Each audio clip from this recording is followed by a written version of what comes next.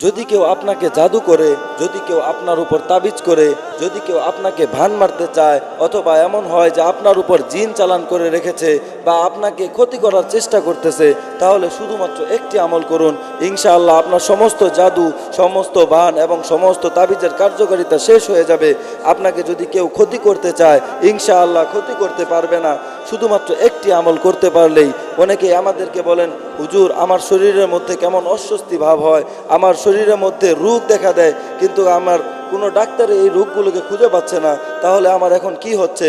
আমরা আপনাদেরকে বলতে চাই, মনে হয় আপনাদের উপর কোনো জাদু করা হয়েছে। শুধুমাত্র একটি আমল করুন, ইনশাআল্লাহ সমস্ত জাদুটোনা কেটে যাবে। সেই আমলটি কি? সেই আমলটি হলো প্রত্যেক ফরজ নামাজের পর 11 বার বলতে হবে, সালামুন আলা নূহিন ফিল আলামিন, সালামুন আলা নূহিন ফিল আলামিন, সালামুন আলা নূহিন ফিল আলামিন। যদি আপনি এই আমলটি প্রতিদিন করতে পারেন এবং রেগুলার করেন, টানা 21 দিন যদি করতে পারেন, ইনশাআল্লাহ আপনার সমস্ত জাদু, সমস্ত ভান, সমস্ত তাবিজের আসর কেটে যাবে ইনশাআল্লাহ।